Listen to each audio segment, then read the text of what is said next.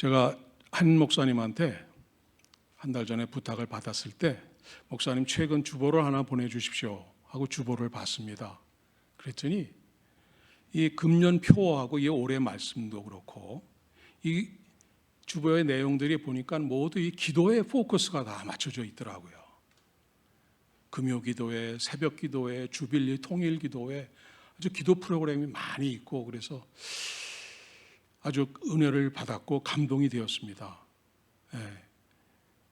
그래서 하나님께서 대단히 기뻐하시고 여러분들의 기도를 응답해 주시리라고 믿습니다. 그래서 오늘 이 시간에는 주님께서 친히 가르쳐 주신 응답받는 기도에 대한 주님의 말씀을 우리가 같이 묵상하도록 하겠습니다. 여러분 알다시피 모든 종교에는 다 기도가 있습니다. 불교, 유교, 이슬람교, 힌두교, 심지어는 이 무속신앙을 가진 사람도 기도를 합니다. 그런데 유대인보다도 더 기도에 열심인 민족이 없을 정도로 유대인은 기도를 대단히 중요시합니다. 그래서 랍비들이 가장 아쉬워하는 것이 하루 종일 기도할 수 없다는 것이 가장 아쉽다고 합니다. 그런데 이렇게 기도를 강조하다 보니까 자연히 이 기도가 형식적으로 흐르게 되었습니다. 여러 가지 그 기도문을 미리 만들어서 식사 전에 드리는 기도, 식사 후에 드리는 기도, 또 천둥 번개가 칠 때 드리는 기도, 또 날씨가 좋아질 때 또 드리는 기도, 여행을 떠날 때 드리는 기도, 돌아와서 드리는 기도, 잘 때 드리는 기도, 아침에 일어나서 드리는 기도, 도대체 그야말로 수시로 기도를 드립니다. 사소한 일까지도 이 정해진 기도문이 있었기 때문에 기도는 형식주의에 빠져버렸습니다. 거의 아무런 의미도 없이 그저 적혀있는 문자를 소리내어 한번 읽는 것으로 끝나는 그런 무의미한 기도를 하게 된 것입니다. 우리들도 가끔 그러지 않습니까? 아무 생각 없이 순서에 따라서 습관적으로 주기도문과 사도신경을 외우는 경우가 많이 있지 않습니까? 또한 이 유대인들은 기도 시간이 정해져 있습니다. 제3시, 6시, 9시입니다. 오늘날 우리들의 시간대로 따지면 아침 9시, 낮 정오 12시, 오후 3시입니다. 이 시간에는 어떤 상황이나 어느 곳에 있든지 반드시 기도를 해야 합니다. 유대인들은 또 기도하는 장소에 대해서도 구분을 두었습니다. 성전이나 회당에서 드리는 기도가 그 어느 곳보다도 효과가 크다고 생각을 했습니다. 그래서 기도 시간에는 성전에 나아가 이렇게 기도하는 습관이 생기기 시작을 했습니다. 초대교회 시절 사도들도 이 습관을 따라서 정해진 시간에 성전에 올라가 기도하던 모습을 우리는 사도행전에서 찾아볼 수가 있습니다. 또한 이 유대인들에게는 세 가지 기도하는 자세가 있습니다. 첫째는 엎드려 기도하는 자세입니다. 가장 낮은 자세, 이 땅바닥에 엎드려서 머리를 땅에 대고 온몸을 엎드린 자세입니다. 에스라 10장 1절을 찾아보니까 에스라가 하나님의 성전 앞에 엎드려 울며 기도하여 죄를 자복할 때 머리를 땅에 대고 온몸을 엎드려서 마치 완전한 항복을 하듯이 철저한 회개와 용서를 구하는 자세입니다. 둘째는 무릎을 꿇고 기도하는 자세입니다. 다니엘서를 보면은 다니엘이 무릎을 꿇고 기도하는 장면이 나옵니다. 다니엘서 6장 10절 이 후반부에 보면은 다니엘이 이 조서에 왕의 도장이 찍힌 것을 알고도 자기 집에 돌아가서는 윗방에 올라가 예루살렘으로 향한 창문을 열고 전에 하던 대로 하루에 3번씩 무릎을 꿇고 기도하며 그의 하나님께 감사하였더라. 주님께서도 겟세마네 동산에도 기도하실 때 무릎을 꿇고 기도하셨다고 기록되어 있습니다. 사도행전에는 스데반 집사가 순교하는 마지막 순간까지도 무릎을 꿇고 큰 소리로 기도하고 숨을 거두었다고 기록되어 있습니다. 사도 바울 역시 에베소 교회 장로들과 헤어질 때 바다 부둣가에서 무릎을 꿇고 눈물로 기도했다고 기록되어 있습니다. 이렇게 무릎을 꿇고 하는 기도는 유대인들에게, 특히 오늘날 저희들에게도 가장 보편적으로 간절히 기도하는 그 기도의 자세가 됩니다. 세 번째는 서서 기도하는 자세입니다. 우리들은 잘 어떤 그 찬양하다가 같이 그 기도할 때는 다 같이 할 수 있지만 거의 서서 하는 기도는 잘 안 하는데, 유대인들에게는 이 서서 하는 기도가 가장 보편적입니다. 대부분의 유대인들이 선호했던 자세입니다. 그들이 기도할 때 선자세로 이렇게 팔을 높이 들고 손바닥을 이렇게 또 위로 향합니다. 이렇게 이 모양으로 하늘을 쳐다보면서 이렇게 기도를 하는데 큰 소리를 내서 기도를 합니다. 그래서 정해진 시간에는 어디에 있든지 기도를 드려야 했기 때문에 그 시간에 번화한 거리든지 또 군중이 모여있는 광장에 있으면 모든 사람에게 자기의 그 열심히 기도하는 모습을 보일 수가 있었습니다. 그래서 어떤 사람은 회당 입구 층계 위에 서서 아주 길게 그런 과시하는 태도로 기도를 합니다. 자신이 얼마나 기도를 잘하고 경건한 유대인인지 그런 칭찬을 받고자 한 것입니다. 이러한 사람들의 대표인 이 바리새인들이 드리는 기도의 내용이 누가복음 18장 11절에 그대로 기록되어 있습니다. 한번 같이 읽으실까요? 같이 읽겠습니다. 시작. 바리새인은 서서 따로 기도하여 이르되 하나님이여, 나는 다른 사람들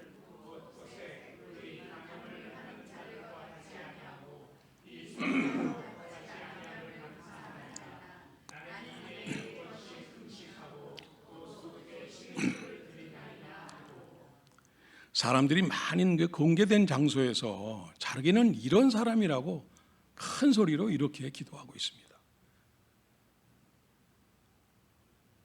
이것이 하나님께 드리는 기도일까요? 오늘 주님께서는 이러한 형식적이고 외식하는 기도를 피하고 진실하고 바르게 기도하는 것을 가르쳐 주십니다.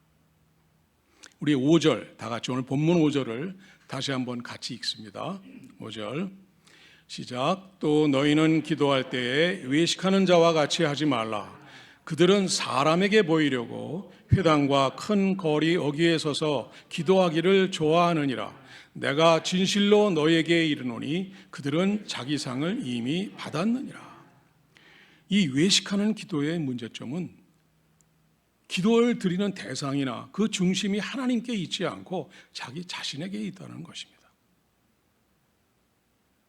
사람에게 보이려고 하는 기도의 목적은 기도하는 자신을 다른 사람들이 제발 좀 알아봐 달라는 것입니다.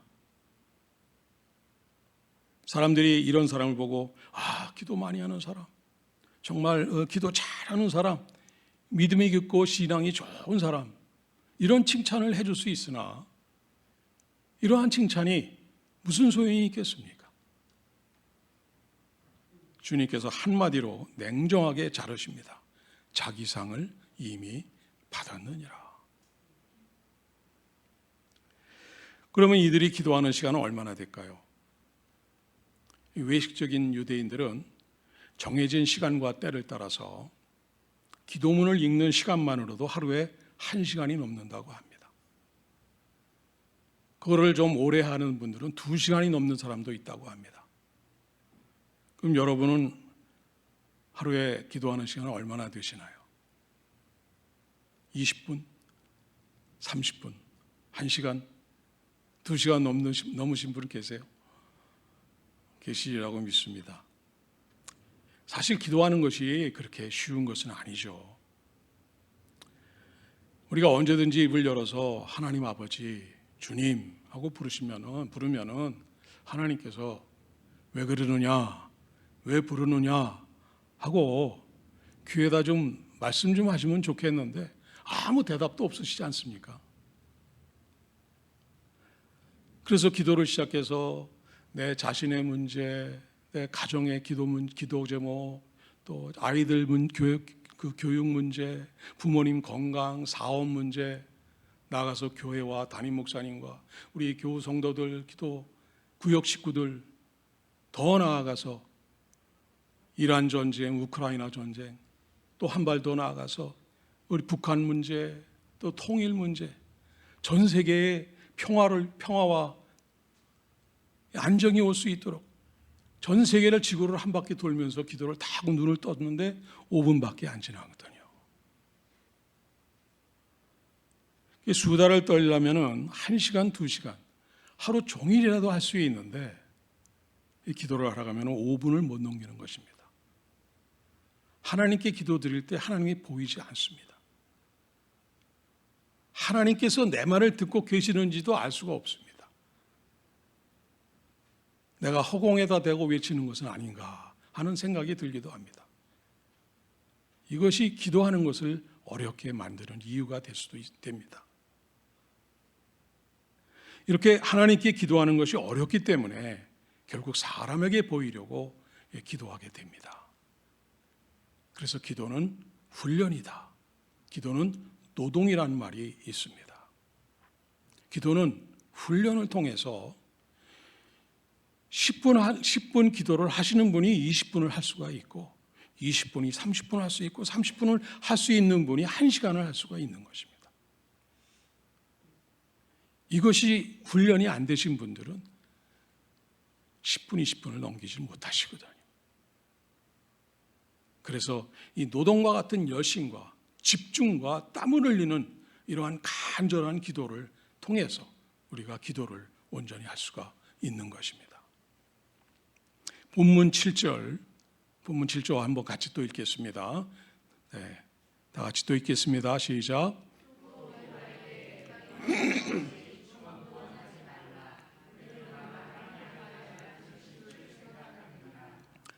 가끔 어느 교회에 가서 보면은 대표 기도를 10분, 15분 하시는 분들이 계시더라고요. 기도하는데 창세기서부터 요한계시록까지 그냥 쫙 성경 전체를 관통하시는 분이 계세요. 실제로 제가 그 얘기를 듣고 그 교회를 한번 찾아갔었습니다. 그랬더니 장로님이 기도를 시작하는데 전능하사 천지를 창조하신 아버지 하나님, 지금도 살아계셔서 역사를 주관하시는 아버지 하나님, 자비로우시고 은혜로우시며 사랑이 한이 없으시며 진실하게 하시고 온 땅에 충만하신 아버지 하나님, 이렇게 막 시작하시더니 그 다음에 이제 사무엘 상하를 지나서 역대상, 열왕기 상하를 지나서 그 다음에 시편지나 잠언지나 말라기까지 이래서 구약을 끝내고 드디어 이제 또 신학에 들어갑니다. 그래가지고 우리를 사랑하셔서 독생자 아들 우리 주 예수 그리스도를 이 땅에 보내주시고 이렇게 해서 요한계시록 아멘 주 예수여 어서 오시옵소서 여기까지 하여 끝내서 20분에 끝나는 그런 장로님도 계시더라고요. 그래서 장로님이 기도가 딱 끝나가지고 이렇게 보니까 교인들이 한 사람도 없는 거예요. 그래서 목사님한테 목사님이 교인들 다 어디 갔습니까? 장로님 아까 그 노아 홍수 기도하실 때 다 또 내려갔습니다.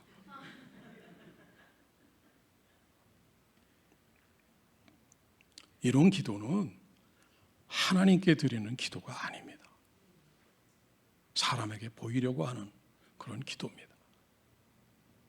기도를 통해서 하나님을 만나보지 못한 사람은 참 그 기도의 기쁨과 깊이와 그 환희와 그 감동을 잊지 못합니다. 그런데 하나님을 만나보지 못한 사람은 하나님의 음성이 들리질 않으니까 사람이 좋아하는 기도를, 사람에게 보이는 기도를 할 수밖에 없는 것입니다. 오늘 주님께서 기도할 때 중언부언하지 말라고 하셨습니다. 중언부언이란 말은 의미 없는 그런 말을 자꾸 반복한다는 뜻입니다. 반복한다는 것은 설득을 위해서 자꾸 이렇게 억지로 자꾸 반복하면서 억지를 부린다는 그런 것입니다. 그러나 기도는 그런 것이 아니라고 하나님을 설득하려 하지 말라고 단언하십니다. 하나님은 졸지도 주무시지도 않으시고 귀가 있어도 듣지 못하는 인간이 만든 우상도 아니시고 보청기가 필요한 노인이 아니시기 때문에 작은 신음소리까지 하나님은 다 들으실 수 있다는 것입니다. 그러니 중언부언하지 말라는 것입니다. 기도할 때 이런 분들 계시죠. 믿습니다. 주님 믿습니다. 주여 믿습니다. 하고 이렇게 반복하는 분들이 계시더라고요. 그래서 제가 생각을 해봤어요. 왜 이렇게 자꾸 똑같은 말을 이렇게 반복을 하실까? 그랬더니 두 가지 이유가 있는 것 같더라고요. 첫째는 이게 하나님을 설득하려는 것입니다. 하나님, 내가 이렇게 간절해서, 내가 하나님한테 이렇게 간절해서 이렇게 믿겠다고 자꾸 하시는데 하나님 좀 보시고 좀 들어주세요. 그런 뜻이고, 또 하나는 자기가 드리는 기도를 자기도 볼 때 내가 이게 하나님한테 이런 기도 드리는 것이 맞나? 자기 자신도 이거를 기도를 해도 하나님이 들어주실까? 오히려 믿습니다라는 반복을 통해서 자기 자신을 설득하는 거죠. 이 올바른 기도가 아닌 것 같습니다. 중언부언하지 말라. 이 한국교회에 지나온 역사를 돌아보면은 기독교 역사상 전무후무한 가장 빠른 시간 내에 놀라운 부흥과 기적을 이뤄냈습니다. 가장 큰 첫째 이유는 한국 성도들의 기도가 있었음을 아무도 부인하지 않습니다. 70년대, 80년대, 90년대에 한국교회 최고의 부흥기 때 전 세계에서 그 유명한 목사님들과 신학자들이 다 한국교회를 방문하고 봤습니다. 그랬더니 새벽 기도를 보고, 새벽 기도에 5,000명, 10,000명씩 모이는 것을 보고, 그리고 철야기도 하는 거 보고, 산기도원 가서 기도하는 사람들 보고 깜짝 놀랐습니다. 수많은 사람들이 기도 용사가 돼서 온 힘을 다해 기도하는 분들이 정말 많았습니다. 산마다 기도원들이 있었고 많은 분들이 밤새워 금식하면서 기도하셨습니다. 실제로 당시 교회들은 이 지하에 온돌방을 두어서 권사님들이 시간표를 짜가지고 1년 365일 24시간 non-stop 프레이어를 하곤 했었습니다. 특별히 주일날 목사님이 설교하는 주일 예배가 있는 동안에는 권사님들이 2배로 내려가서 악한 마귀에 틈타지 못하기 위해서 그 뜨거운 기도들을 하셨었어요. 그래서 한국 교인들에게 기도하는 이미지가 가장 잘 그려진 이 성경 속 주인공을 뽑으라 그러면은 그 야복 강가에서 하나님의 사자와 씨름을 한 야곱을 꼽습니다. 환도뼈가 빠지고 비록 평생 불구가 되어서 다리를 절며 다닐지언정 이 야곱과 같이 하나님의 씨름에서 질 수 없다는 그런 결단으로 아주 전투적으로 기도에 임합니다. 물론 이 때로는 이 소리내어 외치며 기도해야 할 때도 있습니다. 이러한 뜨거운 기도와 기도의 열정과 간절함을 부인하는 것은 절대 아닙니다. 그러나 한국교회의 많은 문제들은 바로 이와 같은 태도에서 시작이 되었다고도 볼 수가 있습니다. 기도로 부흥한 한국교회가 정작 기도에 대해서 주님이 가르쳐 주신 대로 바로 가르치지 않았기 때문입니다. 기도를 안 하는 것도 문제지만은 왜 이런 식으로 기도하게 되었는가를 잘 생각해 봐야 합니다. 이러한 기도에서 가장 큰 문제는 기도하는 사람이 자신의 영적 상태를 전혀 생각해 보지 않고 기도한다는 것입니다. 대단히 중요한 말씀입니다. 기도자가 어떤 목적으로 무엇을 구하든 상관없이 기도는 욕구를 채우는 수단이 되어버렸습니다. 아무리 이기적이고 심지어 정욕적인 것을 구하더라도 열심히 구하기만 하면 얻을 수 있다고 이런 생각을 하게 됩니다. 열심히 부족이 문제지 구하는 내용은 큰 문제가 되지 않는다고 생각을 합니다. 이러한 기도에 대해서 성경은 분명하고도 명확한 대답을 주십니다.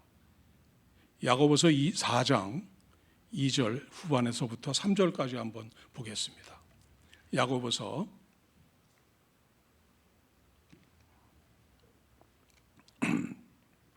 너희가 얻지 못함은 구하지 아니하기 때문이요 구하여도 받지 못함은 정욕으로 쓰려고 잘못 구하기 때문이라. 기도하는 사람의 내면이 먼저 진정한 회개와 말씀으로 거듭나지 않고서는 진정한 기도가 아니라는 말씀입니다. 중요한 말씀입니다. 진정한 회개와 말씀으로 거듭나지 않고서는 진정한 기도가 아니라는 것입니다. 잠언 28장 9절입니다. 잠언 28장 9절 같이 한 목소리 또 읽겠습니다. 사람이 귀를 돌려 율법을 듣지 아니하면 그의 기도도 가증하니라. If one turns away his ear from hearing the law, even his prayer is an abomination. 여기서 law가 뭡니까? 율법, 하나님의 말씀입니다.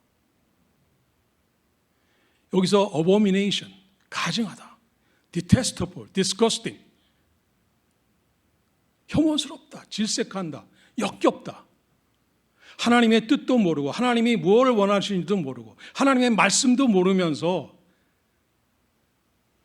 자기 눈에 보이는 대로 하나님한테 마구 입을 열어서 자기가 원하는 것을 간구하면은 과연 하나님이 들으시겠습니까? 이 잠언 말씀을 누가 쓰셨습니까? 솔로몬이 쓰지 않았습니까? 자기 병색에 자기 마음대로 눈에 보이는 것들을 마구 구하다 보니까 하나님한테 응답을 받지 못했어요. 그 비참한 말로를 보내지 않았습니까? 그래서 참회하면서 회개하면서 솔로몬이 유일하게 남긴 기도에 대한 것이 잠언 28장 9절입니다. 너희들이 귀를 돌려 하나님의 말씀을 듣지도 않고 기도하면은 그 기도도 가증하다는 것입니다. 주님께서는 더 두려운 말씀으로 결론을 맺습니다. 마태복음 12장 36절, 이거는 제가 미리 연락을 못 드렸어요. 제가 빠져 있을 겁니다. 파워포인트에서. 제가 읽어드릴게요. 주님께서 더 두려운 말씀으로 이렇게 하셨는데, 내가 너희에게 이르노니 사람이 무슨 무익한 말을 하든지 심판날에 이에 대하여 신문을 받으리니 내 말로 의롭다함을 받고 내 말로 정죄함을 받으리라. 우리가 기도를 드리는 것으로 인해서, 기도 내용으로 인해서 우리가 의롭다함도 받을 수 있지만은 그 우리가 잘못 드리는 기도로 인해서 하나님에게 정죄를 받을 수도 있다는 말씀입니다. 16세기 중세 수도원 개혁운동을 주도한 아빌라의 성녀 데레사의 기도 중에 이런 구절이 있습니다.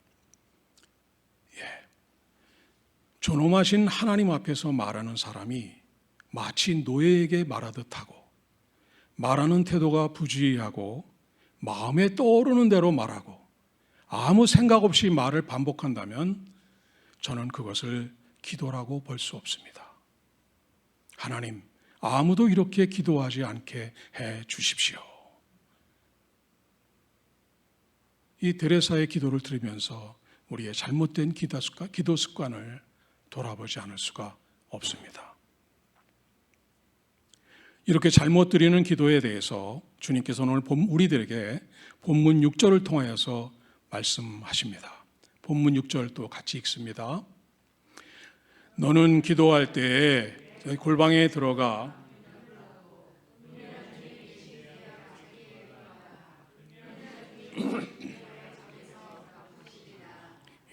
아멘. 골방에 들어가 문을 닫고 기도하라고 말씀하십니다. 골방이란 말은 밀폐된 공간만을 뜻하는 것은 아닙니다.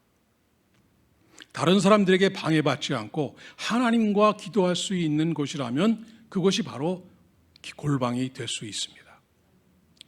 주님께서는 기도하러 자주 산에 올라가셨습니다. 주님에게는 산이 선지 사방이 다 트이고 하나님이 보이는 그 하늘이 보이는 그곳에, 그것이 주님에게는 골방이셨습니다. 이른 새벽 밝기도 전에 일어나 찾아서 한적한 곳에 가신 것이 주님에게는 골방이셨습니다. 여러분들은 달리는 자동차 안도 좋고 홀로 산책하면서도 좋고 언제 어디서든지 우리가 조금만 노력을 하고 생각하면은 여러분의 골방을 찾을 수가 있습니다. 그러면 주님께서는 왜 골방에 들어가서 기도하라고 하셨을까요? 왜 골방에 들어가 문을 닫고 기도하라고 하셨을까요? 골방은 하나님과 나 단둘만이 만나는 공간이기 때문입니다. 그 골방은 아무나 들어갈 수 있는 데가 아닙니다. 가장 친밀한 사이, 가장 가까운 관계, 서로 아무것도 거리낌이나 감출 것이 없는 그런 사이, 이 둘만의 은밀한 것을 나눌 수 있는 것이 골방입니다. 하나님께서는 골방에서 나와 단둘이, 여러분과 단둘이 만나기를 원하십니다. 여러분이 쏟아내는 여러분의 이야기와 그 고백을 들어주시고 여러분에게만 한 사람 한 사람에 따로 하나님의 음성을 들려주십니다. 그래서 하나님은 우리를 골방으로 들어가서 문을 꼭 닫고 만나자고 부르시는 것입니다. 예레미야 29장 12절에 이렇게 말씀하시지 않았습니까? 너희가 내게 부르짖으며 내게 와서 기도하면 내가 너희들의 기도를 들을 것이요 너희가 온 마음으로 나를 구하면 나를 찾을 것이요 나를 만나리라. 이사야 30장 18절 전반부에 이렇게 나오죠. 여호와께서 기다리시나니 이는 너희에게 은혜를 베풀려 하시며. 기도는 우리에게 은혜를 주시려고 하나님께서 마련하신 방법입니다. 여러분의 매일 일상을 한번 돌아보십시오. 종일 사람들을 만납니다. 이 사람 저 사람과 통화합니다. 텍스트를 주고받습니다. 카톡을 주고받습니다. 종일 이런 일 저런 일로 골치도 아픕니다. 마음의 상처도 받습니다. 육신이 피곤합니다. 이런 날들이 하루 이틀 일주일이 돼서 그 다음에 한 달이 되면은 마음이 혼미하고 영혼이 평안을 잃습니다. 육신이 지쳐갑니다. 그러나 골방에 들어가 하나님을 만날 때 아버지 하나님 저 왔습니다 하고 모든 것을 내려놓고 무릎을 꿇었을 때 걷잡을 수 없는 눈물이 솟구칩니다. 신령한 평강과 평안이 나를 감싸면서 주님의 손길이 나를 쓰담고 계신 것을 느낄 수 있습니다. 내 몸에 연약한 곳이, 아픈 곳이 치유받을 수 있습니다. 감동으로 인하여 기쁨이 넘칩니다. 흐르는 눈물을 닦고 다시 힘을 내게 일어서게 주님께서 용기를 북돋워 주십니다. 제가 너무 사랑하는 우리 김남조 시인이 쓰신 밤기도, 제가 참 좋아하는 시를 여러분들과 같이 한번 나누겠습니다. 하루에 짜여진 일들 차례로 악수에 보내고 밤이 이스키 먼 데서 돌아오는 내 영혼과 나만의 기도 시간. 주님, 단지 이 한마디에 천지도 아득한 눈물, 날마다의 끝순서에 이 눈물 예비하옵느니 남은 세월 모든 날에 나는 이렇게만 살아지이다. 깊은 밤 끝순서에 눈물 한 주름을 주님께 바치며 살아지이다.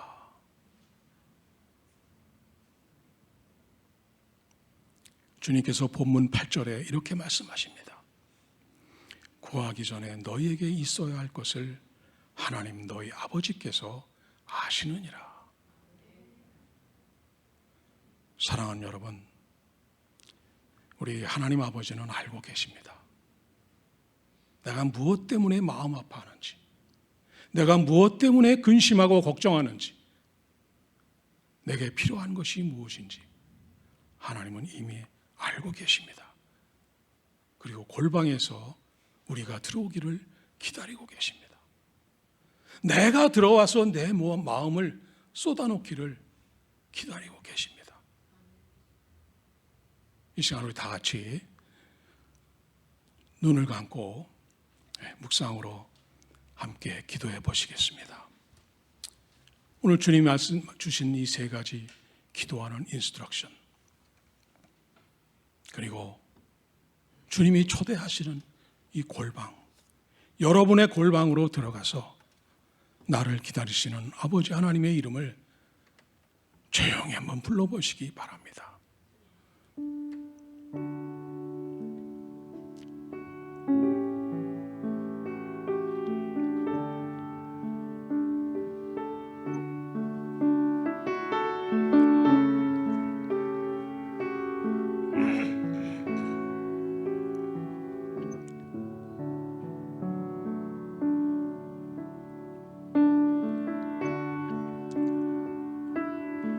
아버지,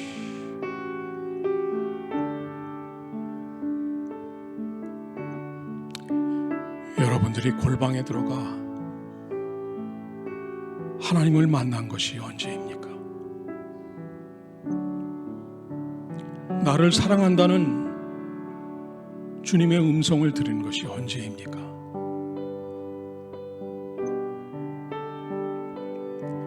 이제 다시 마음을 열고 골방으로 들어가 두 팔 벌려서 반갑게 맞아주시는 하나님을 만나 드리는 모든 기도에 받아 응답받는 여러분이 되시기를 바랍니다.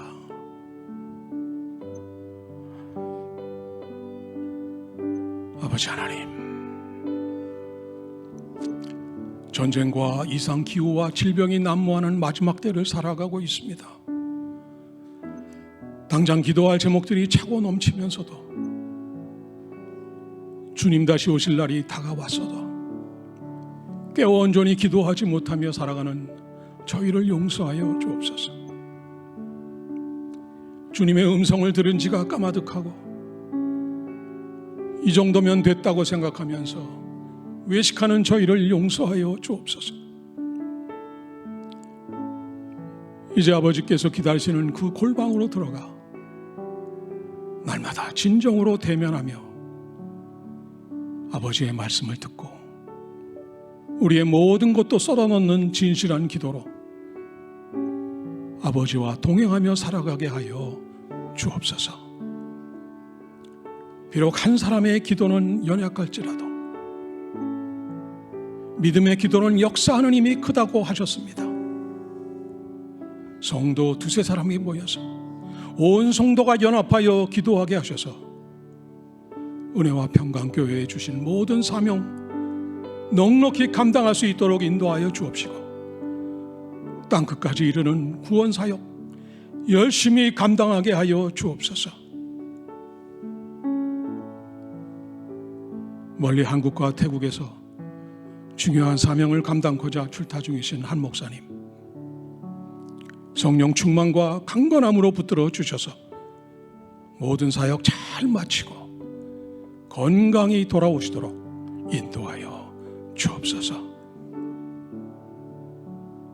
예수님의 이름으로 기도드립니다. 아멘.